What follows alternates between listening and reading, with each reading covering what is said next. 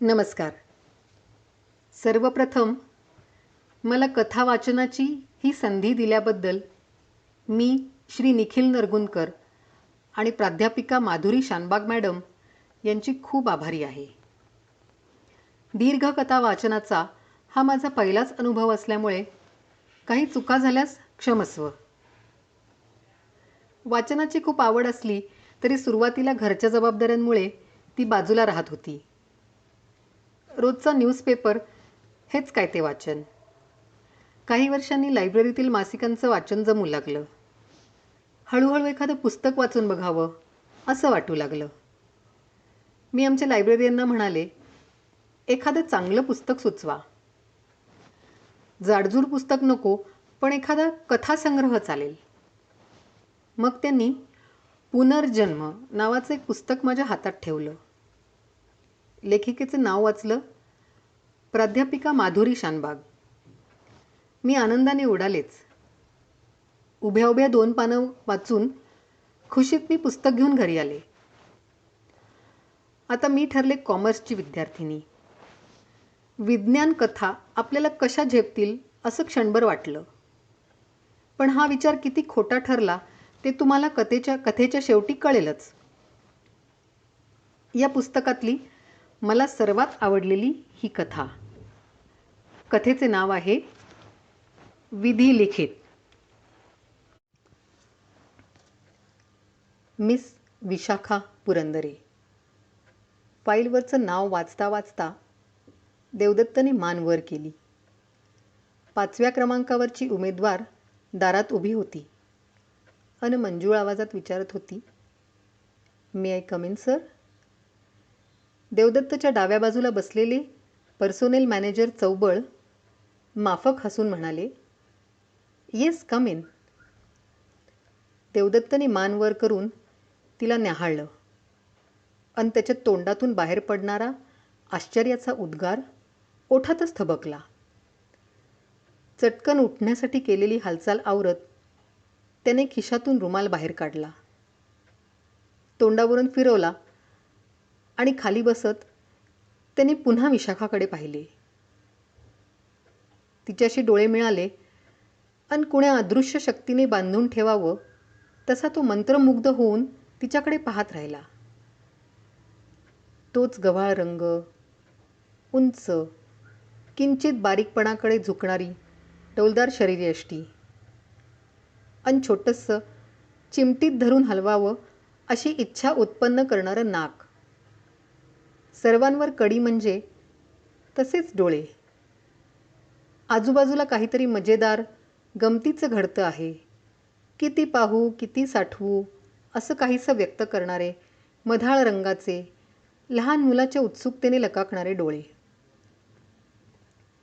वृंदा जेव्हा त्याच्याकडे बघायची तेव्हा तुला किती रे बघू, तृप्तीच होत नाही असं डोळ्यानेच बोलायची. ही कोण विशाखा पुरंदरे? हिला माझ्या वृंदासारखं दिसण्याचा, डोळे असण्याचा काही एक अधिकार नाही.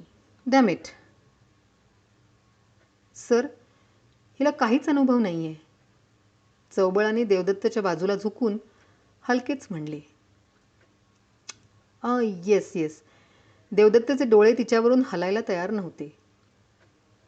विचित्र नजरेने आपल्याकडे पाहणाऱ्या सुटाबुटातल्या मॅनेजिंग डायरेक्टरला पाहून विशाखा खरोखरच गोंधळली होती.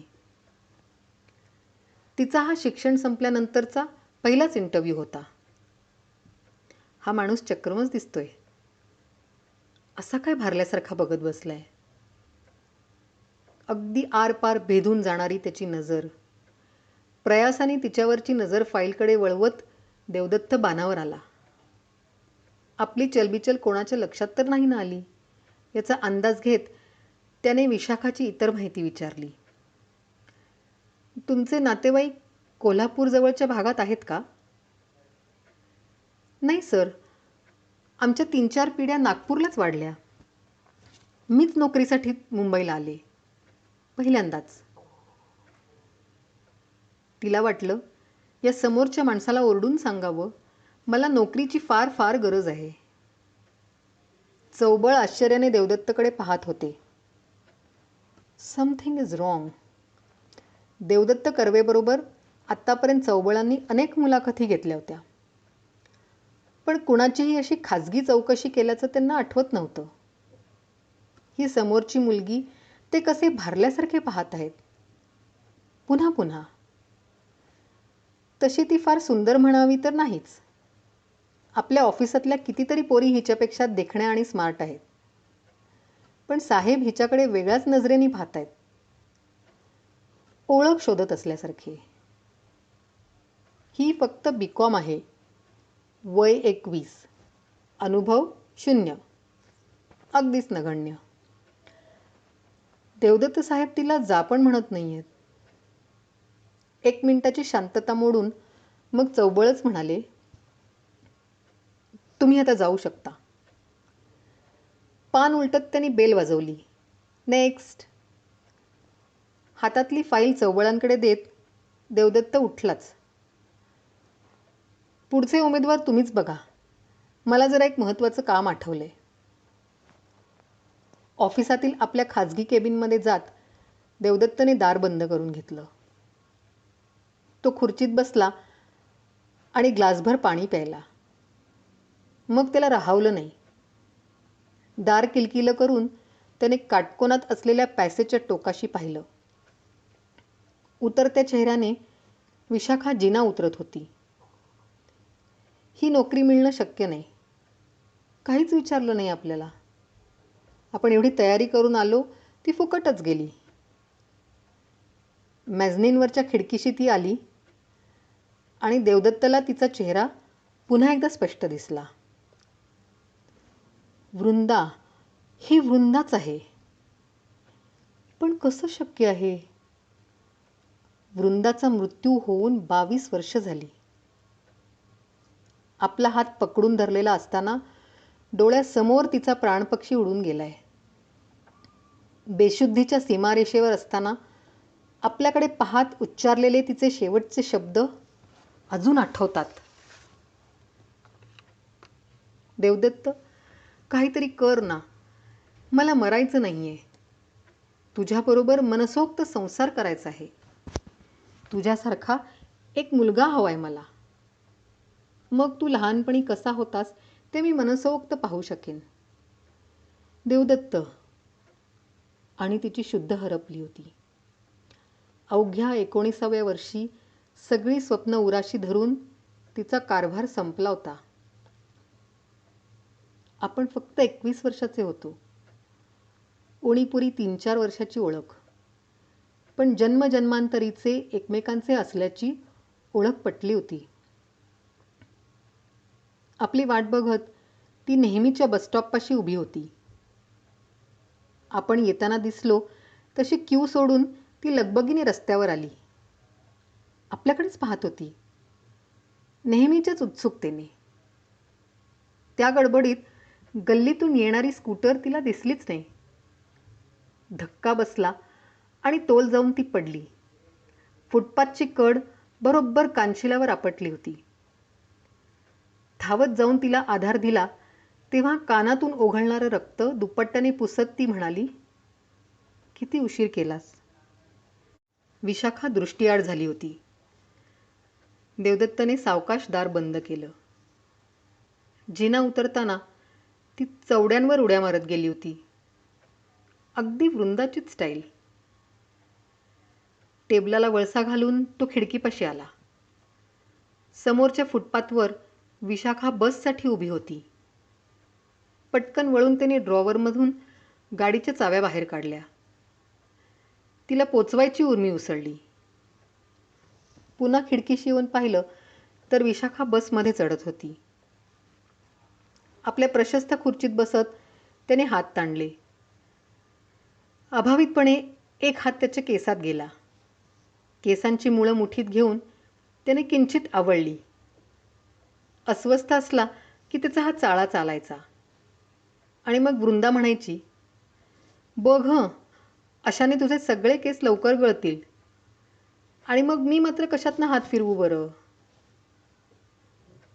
22 वर्षांचा काळ लोटला तरी वृंदाला विसरणं आपल्याला शक्य झालं नाहीये.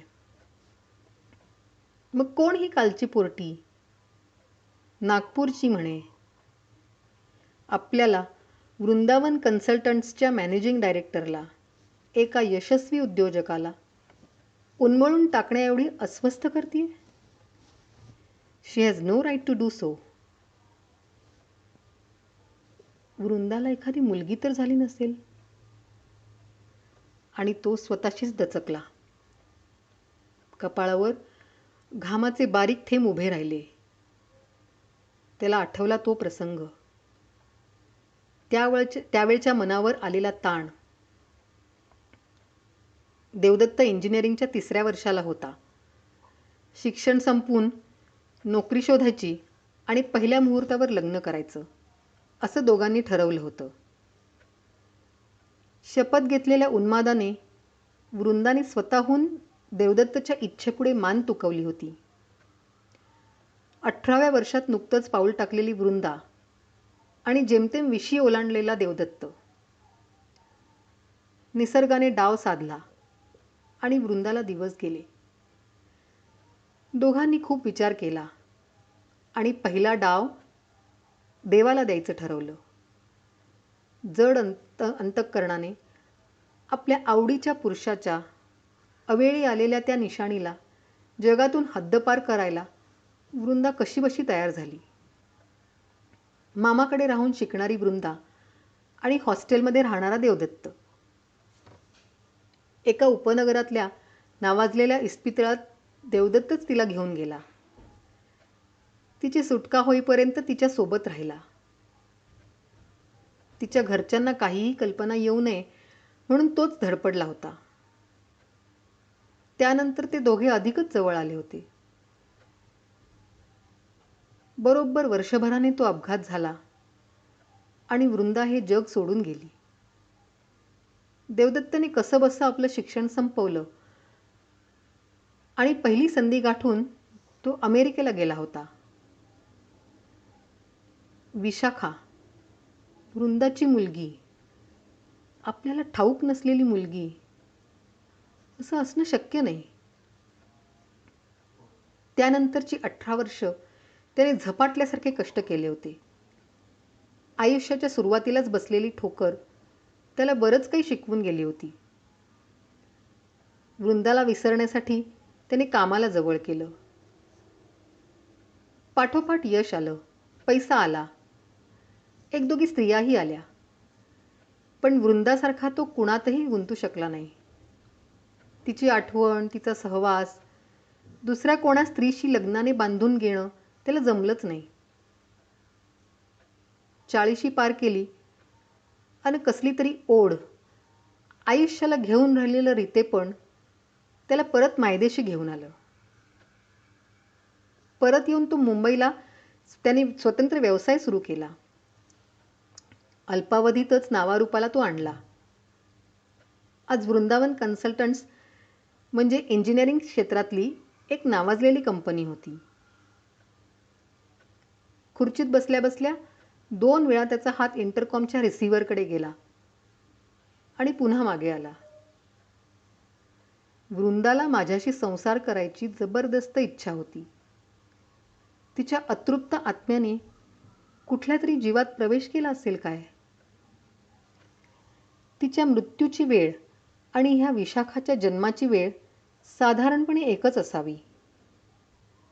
स्वतःशीच आश्चर्य करत देवदत्तने मान झटकली. आत्मा, पुनर्जन्म ह्या झूट गोष्टी आहेत. वृंदा आणि विशाखातलं साम्य हा एक योगायोग आहे. कम ऑन, आपली बुद्धी अशी गहाण टाकणं वृंदावन कन्सल्टंट्सच्या मॅनेजिंग डायरेक्टरला शोभतच नाही. छातीची धडधड पूर्णपणे थांबेपर्यंत देवदत्त शांत बसून राहिला आणि मग मनाशीच निश्चय करत त्याने इंटरकॉम उचलला.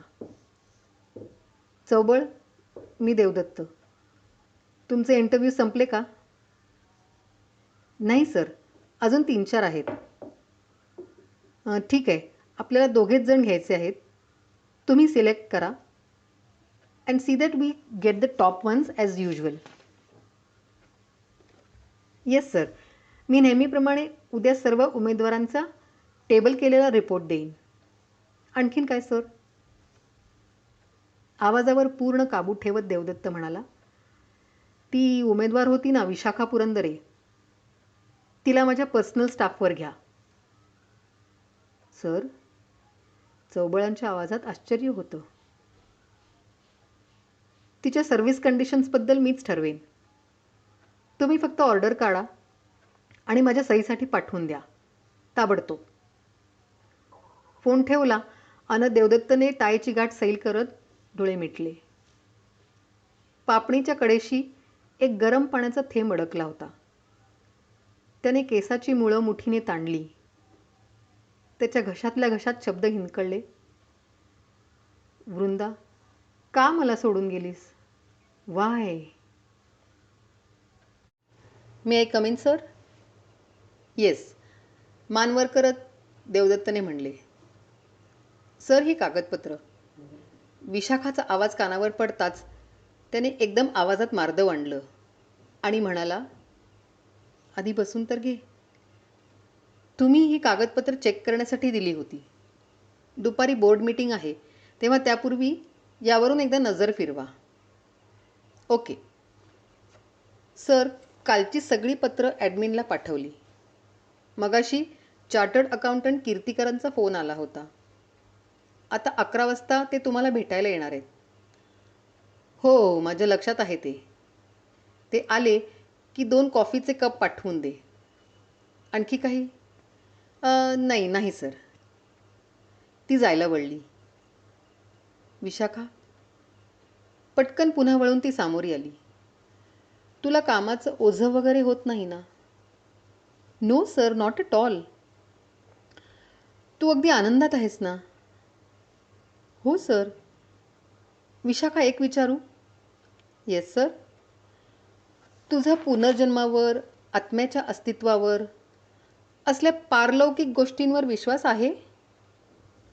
नाही सर, म्हणजे आजवर या विषयावर विचार करण्याची वेळच माझ्यावर कधी आली नाही. तुझ्या आईचे, वडिलांचे, कोणी नातेवाईक, तुला ठाऊक नसलेले कोणी कोल्हापूरला होते का? नाही सर, पण मी वडिलांना पत्र पाठवून विचारेन सर. ठीक आहे, जरूर विचार. यू कॅन गो नाव. चेंबरचं दार उघडून विशाखा बाहेर आली आणि आपल्या छोट्याशा पण स्वतंत्र केबिनमध्ये गेली. देवदत्त कर्वे नावाच्या रुबाबदार यशस्वी उद्योजकाने तिला गोंधळात टाकलं होतं. कुठलंही कारण नसताना, सर्वथा उजवे उमेदवार आलेले असताना तिला ही नोकरी मिळाली होती. तिची नेमणूक खास साहेबांनी केली आहे हे तिला कळलं तेव्हा ती आश्चर्यात बुडाली होती. पण नोकरीची एवढी गरज होती की कुठलाही दुसरा विचार तिला परवडणारा नव्हता. तिचा पगार, तिचं काम, तिची स्वतंत्र केबिन, सर्वच बाबतीत तिच्या अपेक्षेपेक्षा तिला फार झुकतं माप दिलं गेलं होतं. देवदत्तच्या कंपनीत ती सोडून आणखी 5-6 स्त्रिया होत्या. त्यांच्यातली एक कुठलाही मोबदला न घेता देवदत्त समोर झोकून द्यायला तयार होती. दुसरीने देवदत्तच्या नुसत्या इशाऱ्यासरशी आपला संसार मोडला असता. देवदत्त अजून अविवाहित आहेत. गेल्या 3 वर्षात कुठलीही स्त्री त्यांना विचलित करण्यात यशस्वी झाली नाही.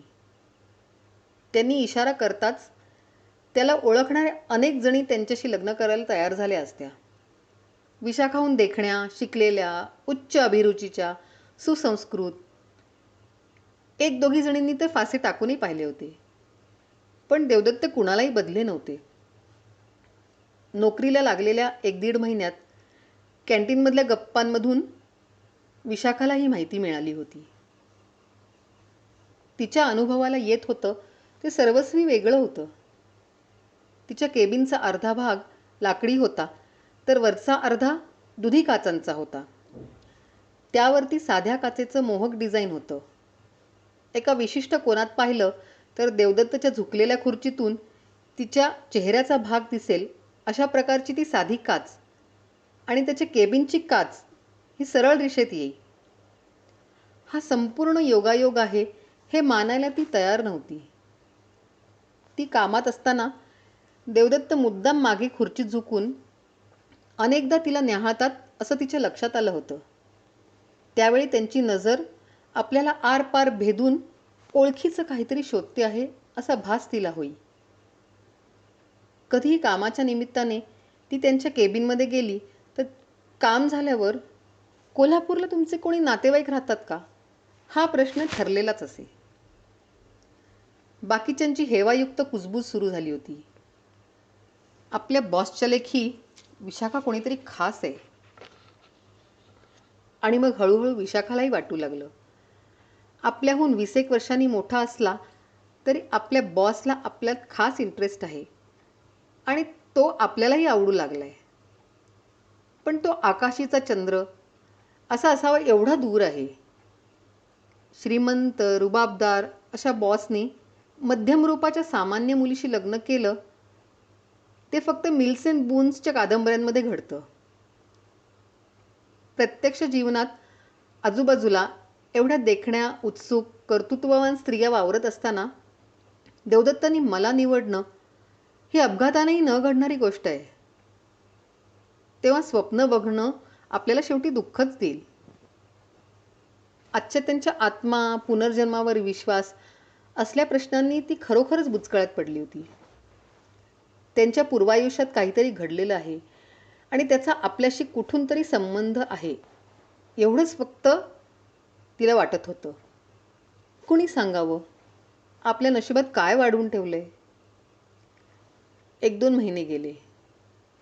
देवदत्त थोडे अस्वस्थ झालेत हे तिच्याही लक्षात आलं. तरीही ती गप्प होती. एके दिवशी काम आटपून ती त्यांच्या केबिनमधून बाहेर पडता पडता देवदत्तने तिला थांबवलं, बसायला सांगितलं. हलक्या आवाजात तो बोलू लागला, विशाखा, तुला दाखवण्यासाठी मी काही फोटो आणलेत. ते पाहिलेस की तुला माझ्या वागण्याचा उलगडा होईल. गेले काही दिवस विचार करून मी खूप थकून गेलोय. तू मला अतिशय आवडतेस हे तुझ्या लक्षात आलंच असेल. विशाखाची मान आपोआप खाली गेली. हो सर, मला खरंच गोंधळल्यासारखं होतंय. तुम्ही अगदी उच्चस्थानावर आहात. तुमच्या मनात नेमकं काय आहे याचा मला अंदाजच लागत नाहीये. तुझ्या सगळ्या प्रश्नांना उत्तरं मी देईन. त्यापूर्वी तुझ्या आईवडिलांबद्दल, लहानपणाबद्दल थोडक्यात सांगशील? हो सर, माझे वडील एक जहागीरदार घराण्याचे एकुलते एक पुत्र आहेत. आई ही तोडीसतोड श्रीमंत घरातली होती. मी एकुलती एक मुलगी.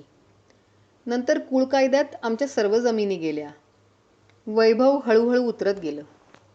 तोवर आईला कसल्या कसल्या व्याधींनी गाठलं.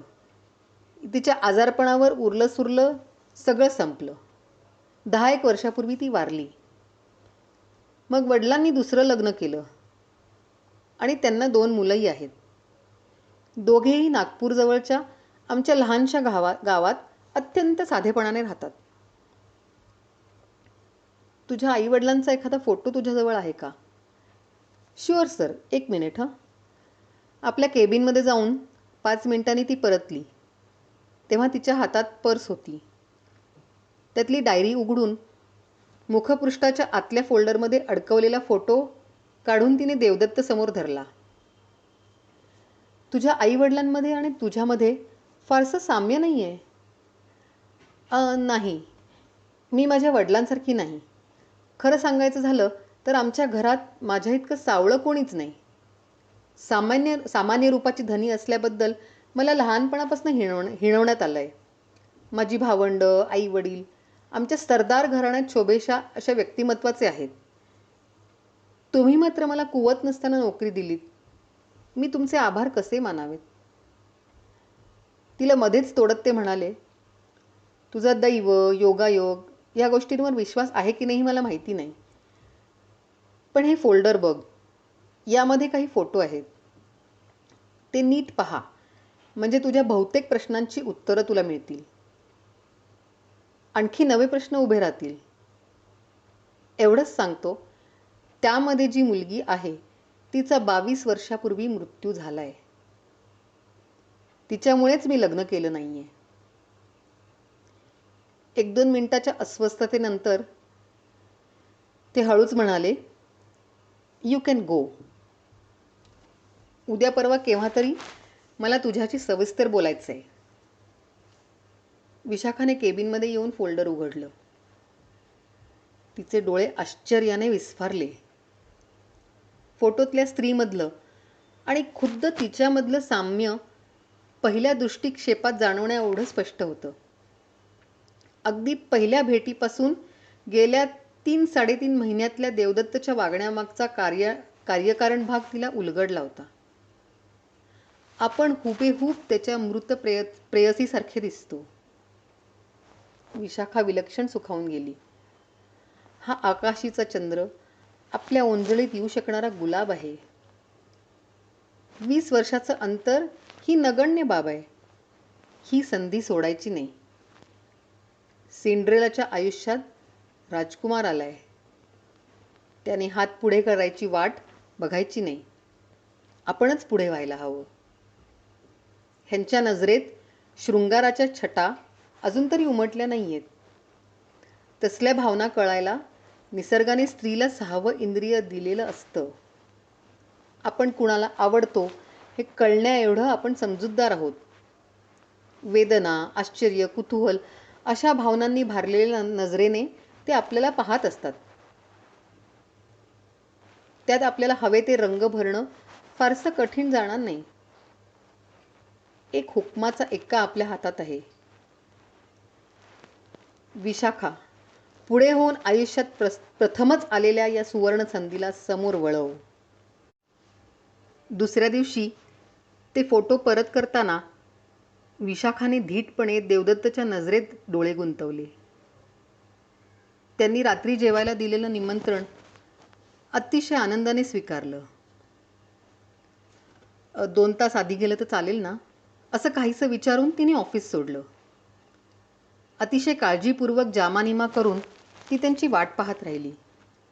स्लीवलेस ब्लाऊज, मानेवर रुळणारा बॉब, तलम साडी, लिपस्टिक आणि त्याला शोभेसा मेकअप. आरशासमोर उभी राहिली तेव्हा तिला विश्वास वाटला, या सुसंस्कृत पुरुषाला मी मिळवेनच. तिला पाहताच देवदत्तच्या कपाळावर चक्क आठी उमटली. विशाखाला वाटलं, आपलं चुकलंच. त्यांची प्रेयसी अशी मॉडर्न कशी असेल? त्यांना त्याच रूपात आपल्याला पाहावंसं वाटेल. पुढच्या वेळी काळजी घ्यायला हवी हं. एका उंची हॉटेलात त्यांच्याबरोबर जेवताना तिला आसमान ठेंगणं वाटलं होतं.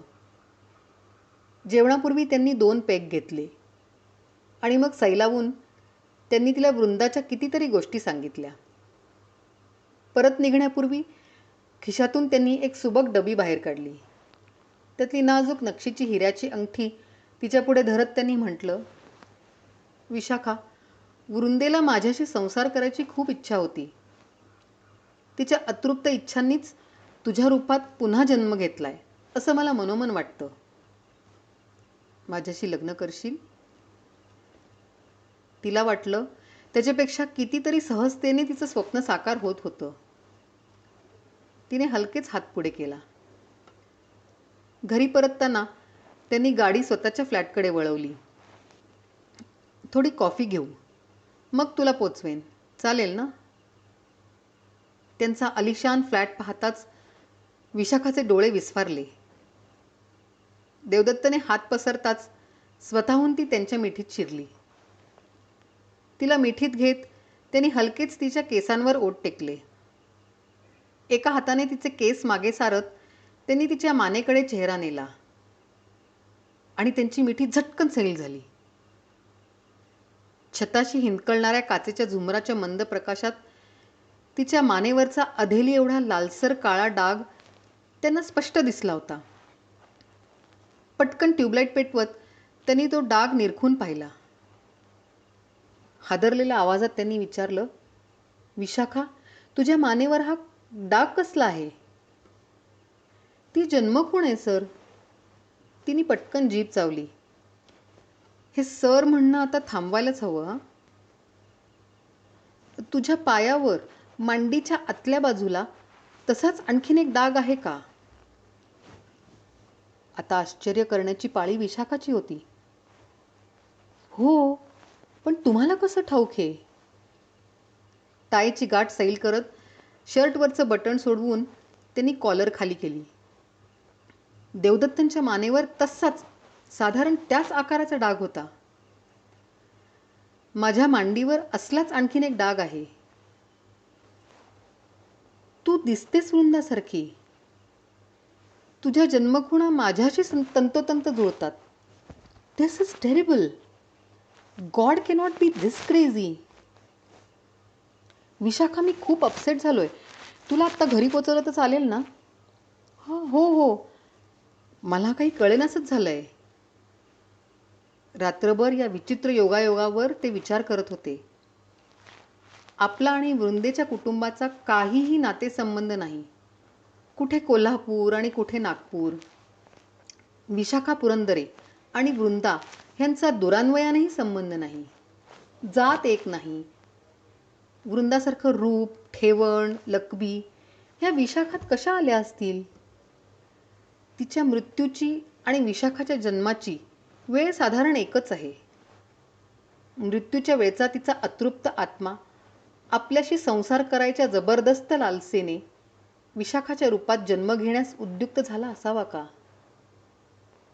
आपली आणि वृंदाची जन्मजन्मांतरीची गाठ होती आणि ती खूण आपल्याला पटावी म्हणून विशाखाच्या मानेवर काळा डाग आला असावा का? हे असंच असणार, असंच असणार. त्यांनी उठून पुन्हा एक पेग भरला. Damn it.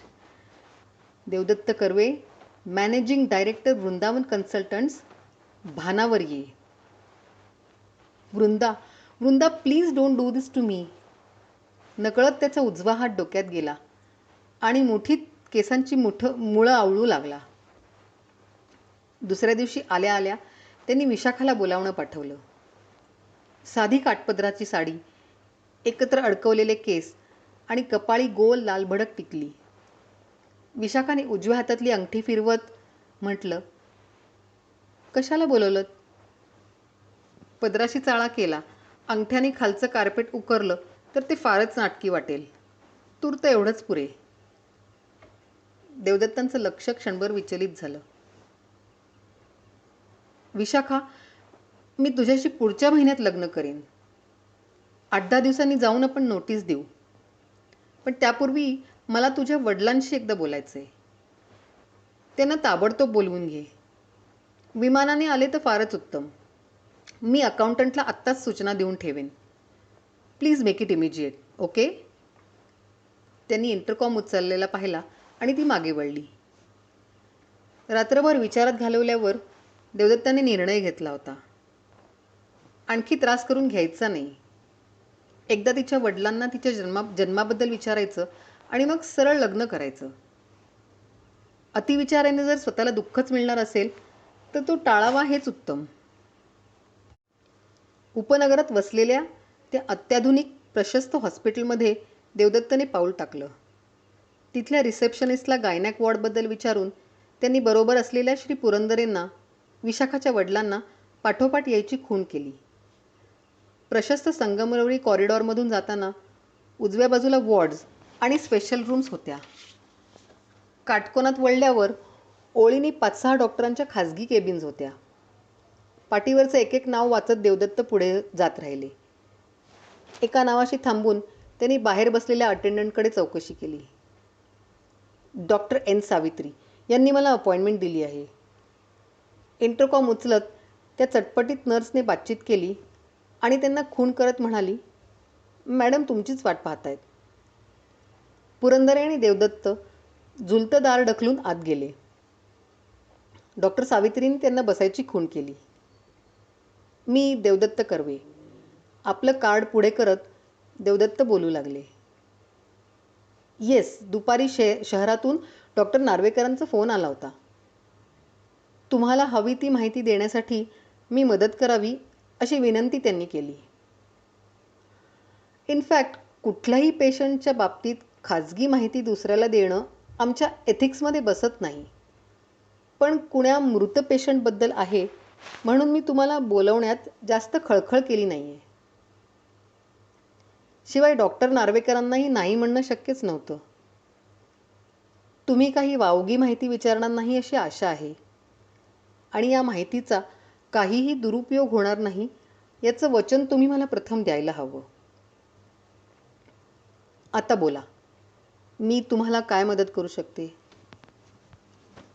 डॉक्टर, माझ्या संपूर्ण आयुष्याचा प्रश्न उभा राहिला म्हणूनच तुमच्याकडे आलोय.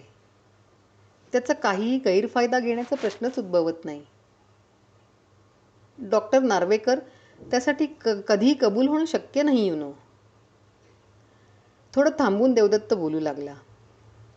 हे श्री पुरंदरे, 21 वर्षापूर्वी आपल्या हॉस्पिटलमध्ये त्यांच्या पत्नीला यशस्वी इन विट्रो फर्टिलायझेशनची ट्रीटमेंट देण्यात आली होती. मिसेस पुरंदरे 10 वर्षापूर्वी देवाघरी गेल्या. त्या केस संबंधात मला थोडासा उलगडा करून घ्यायचा होता. कशासाठी हवंय तुम्हाला? मी बाकी सर्व तपशील मग सांगेन.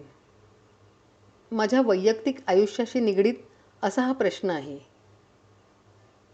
ठीक आहे. डॉक्टरांनी त्या विशिष्ट तारखेच्या निगडीत फाईल आणायची सूचना फोनवरनं दिली. अर्धा तास लागेल.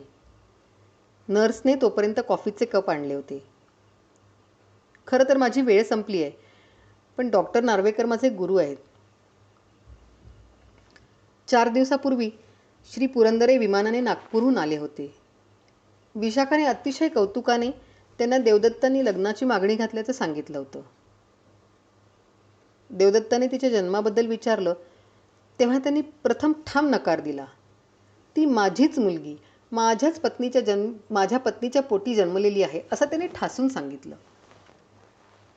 देवदत्ताने त्यांची समजूत काढत म्हणलं, मी विशाखाशी नक्की लग्न करणार आहे.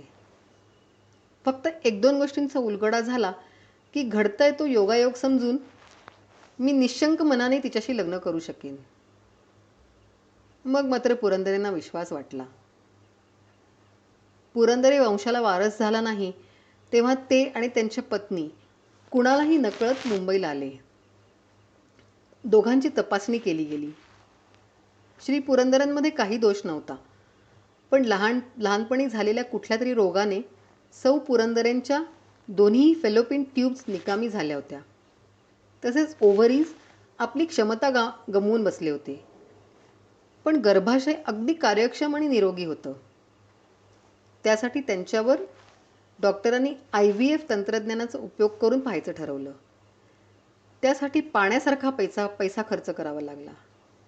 बाहेर परीक्षा नळीत स्त्रीबीज आणि पुबीजाचं मिलन घडवून ते गर्भाशयामध्ये रोपण्यात आलं होतं. त्यातून विशाखाचा जन्म झाला होता. त्यासाठी श्री पुरंदरेंचं वीर्य वापरलं गेलं होतं. पण बीज कुठून आणलं याची त्यांना काही कल्पना नव्हती. वृंदेचा गर्भपात झाला त्या दिवसाची आणि सौ पुरंदरेंच्या IVF ट्रीटमेंटची या तारखा जवळपासच्याच होत्या. श्री पुरंदरेंसमवेत देवदत्ताने उपनगरातलं ते विशिष्ट हॉस्पिटल गाठलं होतं ते याच कारणासाठी. अनौपचारिक गप्पागोष्टीत थोडा वेळ गेला आणि अटेंडंटनी फाईल आणून डॉक्टर सावित्रींच्या पुढ्यात ठेवली. विशाखाच्या जन्माच्या वेळी आणलेलं स्त्रीबीज वृंदेचा गर्भपात केला त्याच हॉस्पिटलमधून आणली गेली होती. डॉक्टर सावित्रींनी सर्व पेपर नीट न्याहाळले आणि चष्मा सावरत त्या म्हणाल्या, तुम्ही थोडेफार जेनेटिक जाणत असालच. जीन्समधून जीवाचे गुणधर्म गुणसूत्राच्या शृंखलेतून पुढच्या पिढ्यांमध्ये पोचवले जातात. कुठला जीन कुठल्या जीवामध्ये प्रॉमिनंट असेल, संख्याशास्त्राच्या बळावर त्याची संभाव्यता वर्तवता येते. पण अचूक याच जीवात हेच रंगसूत्र प्रमुख असेल असं छातीठोकपणे सांगता येत नाही. ती संपूर्ण प्रक्रिया मानवाच्या ज्ञानाच्या कक्षेपलीकडची आहे. 2 दूरच्या मामे वा मावस भावंडांच्या मध्ये कधीतरी विलक्षण साम्य आढळते ते यामुळेच. पण डॉक्टर सावित्री, आम्ही जेमतेम 2-2.5 तास हॉस्पिटलमध्ये होतो. मीच वृंदेबरोबर हॉस्पिटलात गेलो होतो. जेमतेम 15-20 मिनिटं वृंदा आतमध्ये होती आणि अगदी नवशिक्या तरुणाच्या डॉक्टराच्या हस्ते तिचा गर्भपात झालेला मला नक्कीच स्मरतं. तो सर्व प्रसंग माझ्या अंतर्मनावर कोरला गेलाय. एवढ्या कमी वेळात वृंदेच्या ओव्हरीजमधून स्त्रीबीज काढून घेता येणं शक्य नाहीये. शिवाय वृंदेच्या आणि माझ्या कुटुंबाचा काही एक संबंध नाहीये, नातच नाहीये. विशाखाच्या मानेवर लालसर काळा डाग ही खूण खास कर्वे कुटुंबातील लोकांमध्ये आढळून आली आहे. माझ्या काकांच्या, आत्याच्या मुलाच्या अशा काही व्यक्तींच्या मानेवर तशा प्रकारचे डाग मी पाहिले आहेत. अगदी जीन्स वृंदाचे असले तरी त्याचा माझ्याशी कसा संबंध पोचतो? डॉक्टर सावित्रींनी परत 1-2 पेपर्स पुन्हा चाळले आणि तपशिलावर नजर जाताच त्यांना खूण पटली. मिस्टर कर्वे, तुमच्या दोघांच्या सहयोगाने झालेला गर्भ जो पाडला गेला तो 10 आठवड्यांचा होता आणि स्त्री गर्भ होता. 10 आठवड्यांच्या स्त्री गर्भामध्ये त्याचा स्वतःचा गर्भाशय आणि बीजांडकोश तयार झालेले असतात. बीजकोशामध्ये स्त्रीबीजही असतात, पण ती अत्यंत अपरिपक्व अवस्थेत असतात. विशिष्ट हॉर्मोनच्या योग्य वेळी दिलेल्या ट्रीटमेंटमुळे ती सुरक्षित ठेवून त्यांना पक्व करता येतं. IVFच्या प्रयोगासाठी वीर्य सहजपणे मिळू शकतं, पण स्त्रीबीज मिळणं अतिशय किचकट आणि गुंतागुंतीचं बनतं. जी गर्भपेशी सौ पुरंदरेंच्या गर्भाशयात रोपण केली गेली ती बनण्यासाठी श्री पुरंदरे यांचं वीर्य आणि तुम्हा दोघांच्या संयोगामुळे तयार झालेल्या गर्भातील बीजांडकोशातील स्त्रीबीज वापरलं गेलं असावं. म्हणून वृंदेचं रूप आणि तुमच्या जन्मखुणा विशाखामध्ये येऊ शकल्या. जीन्सच्या अगम्य भाषेत विज्ञानाने लिहिलेलं विधिलिखित वाचणं मानवाच्या ज्ञानाच्या कक्षेपलीकडची गोष्ट आहे. रूढार्थाने विशाखा ही तुमच्या आणि वृंदेच्या न जन्मलेल्या कन्येची कन्या आहे. डॉक्टरांचे आभार मानून देवदत्त आणि श्री पुरंदरे बाहेर पडले. गाडीत बसले आणि देवदत्ताने सीटवर मान टेकून डोळे मिटले.